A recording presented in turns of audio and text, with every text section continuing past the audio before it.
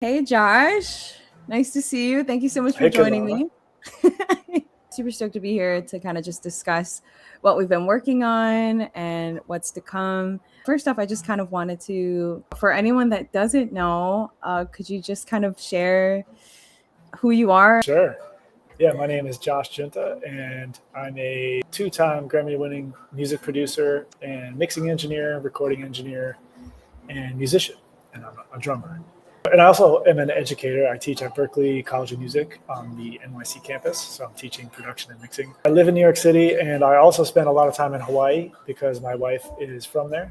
So we spend a few months a year in Hawaii. So you and I had that connection of being in both New York and Hawaii often. Yeah. I think I've only been in the same room with you in Hawaii. I've never, of all the No, time yeah. we've been, Well, I mean, up until last fall. oh, right. We We did, that's right. We did a vocal session in Brooklyn. But prior to Right. that, yeah, I think it actually like wasn't until I kind of was more primarily based back here in Hawaii by the time we actually saw each other in New York, which is annoying. But, the timing worked out great because we were able to work on this project together and hopefully more to come. Yeah, for But that's sure. so awesome. I'm so glad that you put that in there. Two-time Grammy award winning producer. So it is an honor to be in the presence of greatness, I do have to say. Likewise. Oh Likewise. boy. What projects that was for? I worked on two kind of large scale albums with the artist Taylor Ikesty. He's an incredible piano player and composer, and he's often touring the world with some of the best musicians. He brought me on to, at first, he brought me on just to engineer some of his sessions, and then the more we worked together, we kind of loved the workflow together. And he liked the fact that I was, kind of a studied musician. So my engineering and production style was really informed by being a working musician for many years, understanding what's happening in an arrangement, and from a drummer's perspective and from just a musician's perspective. Like Taylor mentioned, it has been a real joy to work with you just because you do have many of those different hats as, from being a performer and a drummer especially. I think that helps so much. That's why I really loved working on this song with you because you gave it a whole new life that I didn't realize I was looking for in the song. Because I think I sent you a rough version that we had when we first worked on this song, when Kenny and I first worked on it. It was just programmed drums, very kind of just repetitive. When you went in the studio, and then I got to actually, see how your brain worked, map out how you play the song in the beginning of it. Like, you kept it really, light. And then by the middle of it, it was like full blown, like just hitting everything. And it was so good. And I remember turning to Shar and I'm like, oh my gosh, he could play the drums. Like, this is what I've been looking for. Thank you for being down to do that. Of course, yeah. I mean, that's to me. I mean, that's the quickest way to make a production or a song sound more three dimensional. Like you said, it has dimension. It really does add. A live musician adds so much depth to a song. Just kind of looping parts and not really like making a custom part that kind of morphs through the course of a song. A song should be a journey. It needs to kind of it needs to always be going somewhere energetically. And if it doesn't have that motion, it doesn't really, to me, it just doesn't connect. When you create a song, it's like telling a story. Every single instrument in there, especially the drums or the vocals, like there should be a general progress of like, setting the tone, setting the stage, and then like what the climactic part and all of that. And so I can hear that in your in your drumming and in your artistry. And so again, like I said, thank you so much for doing that. Before we kind of dive into maybe, what's one thing people might be surprised to learn about you? In regards to music or just about anything at all? Maybe just whatever comes to mind. The first thing that popped to mind. If it was music, then that, or if not, like what's something people will be surprised to learn about you? I have a lot of interests outside of music. Your In the name is studio, Love Science Music too, so I always wonder like what is the yeah, background behind that too? that's my producer name, Love Science Music. It stems from exactly what I just said, really, is that, Yeah. um, in essence, those three words are like the most important things to me in life is like love and relationships. Science is kind of the tangible, real understanding of what's happening to us and in our world. And then music is music and create the creative force. Ties it all together. I go to the studio during the daytime, I work, and then I come home and I want to kind of do other stuff aside from music. I play tennis. I'm really into cultivating bonsai trees as a hobby. Bonsai trees, And really? I'm really into and growing plants and all that. And maybe a surprising thing on top of that that kind of fits in with all this is I actually don't listen to a ton of music outside of the work I do. Because, if I spend 6 or 8 hours a day working on music, I don't want to like get on the train and come home and like have records on and be right. Have my head buried in music further. I actually want to do something else, and it helps me kind of reset. So a lot of times people are like, "Hey, what are you listening to these days?" And I'm like, I don't know, right? Yeah. That makes Um, so much sense. Yeah. When I feel like I've gone too long without checking out music I hear people talking about, then I'm like, okay, I need to like kind of dive. I need to get on it. I feel like my ears really need to rest. It's like if you're an athlete and you train, with your team all day long for your games, it's like you're not going to go home and train more. You need to go home and rest, recover. And I feel like with your ears and the creative mind, it's kind of the same thing. I feel like you need a break from it to come back at it full strength. Now that I think about it, I think I used to always kind of feel a little bit of guilt because whenever I would hang out with people outside of it, they're like, "Oh, so who do you listen to?" Or like, "What new music?" And I would stumble on that same exact thing of I don't know. I really haven't been. But then when I come to think of it, we are running a marathon. We are like the athletes of music going out there and either performing it or creating it. Felt a little bit of guilt that I didn't know like this new up and coming artist. I haven't been to their shows. We just kind of want to maintain the quality of our craft and make sure that our ears and our instruments are still very pure and aligned with who we are. And I think sometimes, if there's so much noise and if you're doing it too much, then you can kind of get lost in the sauce of it all. So when you're a younger artist, it makes sense to like digest as much music as possible because you're just trying to like figure out how it works and like how to make stuff like that. But I think as you progress in your artist journey, maybe you want to consume less and create more, and kind of dive into more of like, exactly what you said. Like part of the noise of not being able to like find your voice could be just the fact that you're like consuming so much and you're not giving yourself enough space to create, You'll have to do a little segment for Coleo, okay?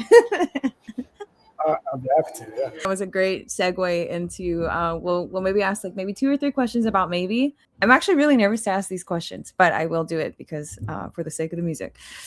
Okay. All right. So you're making me nervous. Don't be nervous. I'm nervous. What stood out to you about maybe when you first heard it, the first time I sent it to you? Because I know when we decided we wanted to work on a project together, we kind of said, okay, instead of like starting from scratch, if there's anything that you've already kind of had in the works, and we ultimately landed on this one. So I am curious what stood out to you about it. Share a little bit about that. Yeah, I would say 2 things. One was just your voice, just the quality of how good your voice sounds. And, I record a lot of singers. I've recorded a lot of singers over the past 15 years in the studio. So and this is why, we first connected is because I don't even remember how I think I stumbled across you because I think my wife had followed you because she's also from Hawaii. And I think at one point she was like, "Hey, check this person out." Like, and she like played one of your videos on Instagram. And I was like, "Oh." And I've always thought you were such a great singer. You have such a good tone and like such a good emotion when you sing. And I can just tell a really great singer in like 5 notes. Oh, wow. Yeah. So that for sure. And then with maybe specifically, you sent me the demo. I think you sent me maybe 4 different songs or 5 different songs, and you're like, "Hey, listen to these. Tell me which ones you think would be a good one to pursue," right? Mm-hmm. And I remember hearing maybe, and I had no notes. I was like, these lyrics are awesome. The melody's awesome. The form is awesome. I was like, and so often I think songs need to be like workshopped. We're like, "Oh, this melody is cool, but this section needs to be kind of rehashed, or these lyrics kind of drift away and need to be edited here." But I heard that and I was like, this song is ready to go. Wow. And that made it really easy for me to just hear the production from that. And I think the song wasn't actually written completely. You had like a verse and a pre and a chorus and maybe a second Yeah. verse. So you needed like to write a bridge and, complete the song. Right. Yeah. But everything I heard in the demo was just like on point. So I was like, this is the one for sure. Wow. That means a lot. Oh my goodness. Thank you. I was preparing. I had my armor ready. You were like, okay, well, no, but in all seriousness, that means so much. And also shout out to Lalo because in getting us connected. So you actually messaged me on Instagram on August 29th, 2024. And I remember being so surprised because at that point, if I'm being so honest, I was like, oh gosh, should I just come back home to Hawaii? Like there were so many things I didn't know. I'd never lived anywhere off the island. So when I went, I was just like, you know what? I'm going to figure it out. I'm going to save up this amount of money and then I'm just going to go and figure it out. And I'm going to try my hardest to not get another job. And I would just figure it out. The moment that you texted or you sent me this message about, introducing yourself, if you wanted to collaborate, I was like, oh my gosh. So it really came at the most perfect time. It all, I think our musical relationship has been so great because I think you were obviously looking to like lay down more roots here in New York and do more collaboration here. That's why you moved here, right? Mm-hmm. And then I was trying to do the opposite. I was trying to like establish more roots and community in Hawaii because I want to like, pursue work and collaborations there. The fact that we made these records and it works as well as it does is awesome. And I think, meant to happen. For any like Hawaii artists out there that may be watching and stumble upon this episode or what we're sharing right now, definitely do reach out to Josh. I mean, on top of just being incredibly credentials, your work experience, your history, being born and raised in New York, I truly do feel like you have like this kindness that I have discovered it is in New York as well. First exterior moment that you meet them, like you kind of just have to just penetrate through that. And then once you get past that, New Yorkers can be some of the most trustworthy, real relationships that you can have in your life. And I can truly attest and say that our working relationship and collaboration process has been a joy of mine. And so I would love to help in whatever way I can and in like spreading the word to others because you truly have so much experience. I know even when we were at the studio out here in Hawaii, you kind of really explained the process and why like analog, there's like nothing like actually being in a studio. You are just a gold mine when it comes to just a well of knowledge and creative possibility. And so I know that a ton of Hawaii creatives could learn so much from you. I've heard some music there. I'm still kind of just scratching the surface with like seeing people who are meeting people and hearing and seeing the music that's there. And I've seen some incredible artists, yourself as one of them. And I know from the people I see you're connected to there's like such strong music culture there and such great musicians and artists. I've heard from a lot of people who, like yourself, who are working there, that there's also a desire of local musicians and creatives to like tap into kind of more of the global sound, from people like me who have lived in, other places and kind of, explore the music scene in a place like New York and to bring that sound kind of back and connect the dots of those sounds, There's some really great recording studios in Hawaii, which I want to be a part of more and do more work at. One of them was Line Studio where we recorded Maybe at. And I've done some work there, and that's also an educational facility. So hopefully at some point I'll be teaching a little bit through there. And then I've also done some work at Island Sound, which is over in Hawaii Kai, another incredible studio run by great people. So really just looking to make music there and also, bring my education abilities to kind of like help people just level up their music. Like in sports, sometimes people like, for example, take soccer, like a lot of American soccer players end up going to Europe, like really talented, like professional Americans go to Europe to play because like that's kind of where the top leagues are. And I feel like I've heard a lot of Hawaiians say like, well, a lot of our best artists like move to LA or they move to New York. You've said this to me, like to kind of help people there like build that stuff at home, to build that level and that like global visibility at home, or at least have the resources there to do that. I'm still trying to build the framework to make that happen, because there have been maybe a good handful of really big artists that come out of Hawaii that I can list off the top of my head that has managed to hit it off out there. I think the one thing missing is there hasn't been anyone yet really give back to Hawaii and like share some of those resources. And, you know, while being out there, I have tried to kind of understand and navigate like why. And I think you reach a certain level or a scale of stardom or just success, it does get harder to be able to maintain, you know, and have a schedule to be able to come back, or the luxury to even have the freedom to like, oh, okay, I have this really huge tour that I'm doing for a whole year. Like, let me come back to Hawaii. And so I think when I first moved to New York, I wanted to, that was the intent. I wanted to go out to New York for a year, and then I wanted to just come back home and take those resources. However, like I did fall in love with the culture and the many cultures there. I also fell in love with the pace of life and just, you know, everything is at your fingertips. And so if you are a go-getter, if you go out there, you're guaranteed to find what you're looking for or something of that sort. And, you know, like I said, being able to work with you, it was on my vision board for years and years and years to work with like a Grammy award winning collaborator. So the fact that like, you know, that person is you, and that actually came to fruition because of the step that I took to put myself out there and be out there in New York. And I love that you gave that analogy of like the best players from America for soccer will go out to Europe. And I agree, a lot of people for music end up going to LA or New York. And I think I feel like I have the luxury, at least at this point in my career. I'm not like someone super crazy big, but I have the ability to kind of like create a bridge. And I think that's essentially what I really, really want to do for Hawaii, is to create a bridge. If I can create the infrastructure to allow a channel of, you know, that global mindset, that global work ethic, and share that with Hawaii, I think we are well on our way to having more people come out of Hawaii successfully and still have roots home. So Yeah, that's well said. Yeah.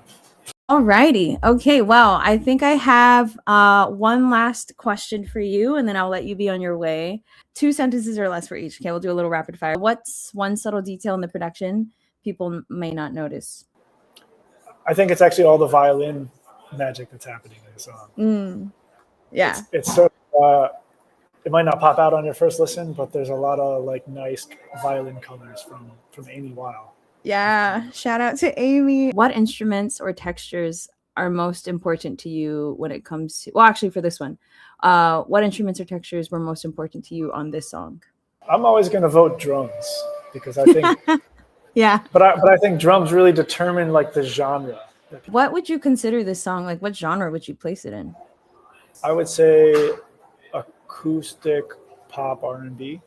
Okay. I like that. I agree. Awesome. How do you usually approach building a track from scratch?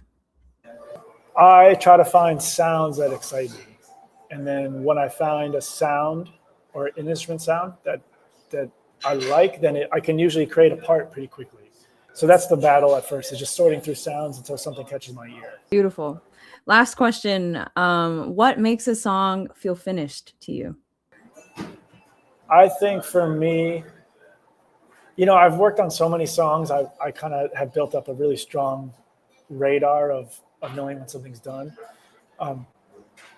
So I just kind of know. It's an intuition at this point, and I think for anyone it's an intuition. And at some point you got to just start. You got to work on something else.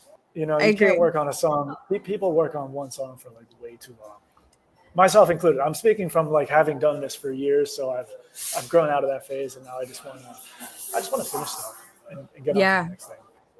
Yeah. I agree. I think I fall into that habit sometimes. So I'm trying to work on that.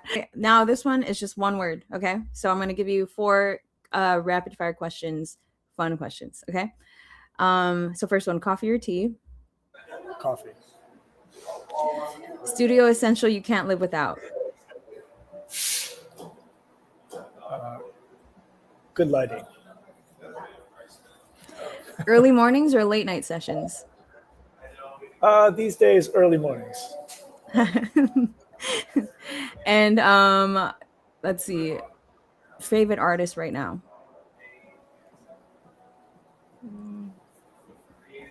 Probably Olivia Dean. Mm, agreed. Okay, this is the final question, and then I will let you on your way. As Mr. Love Science Music on IG, there is a lyric in the chorus of Maybe that says, I know what love is. So go with your heart and set us both free. So I wanted to ask you, what is love to you? Ooh. If we're keeping it with one word, I would say stability. Care to just elaborate a little bit more on it? You can add a few more Yeah. words to that. So Yeah, it's the stability and trust that to know someone's truly got your back. I love that. Beautiful. Well, I think we've got a ton of stuff to help us in just sharing with the people who we are, what we're working on. I can't wait for this song to come out. So maybe comes out in a few days on February 27th, Friday. So be sure to check it out. And again, Josh, thank you so much for this opportunity and for us getting to hang and chat a little bit about it. If you want to continue to follow along on both of our journeys and support the music, you can find Josh at Love Science Music on all platforms. Yeah, mostly Instagram and YouTube. Instagram and YouTube. Beautiful. And you do have some other tunes and tracks under that name also, right, on Spotify. So people can go ahead and check it out. Sweet. Yeah, thank you so much. Awesome. Thank you so much. I appreciate you spending the time with me. I hope you have a beautiful afternoon. Definitely stay warm, and Hawaii can't wait for you guys to join us again. All right. Thank you, Josh. Me too. Thank you. I'll talk to you soon. Take care. Bye.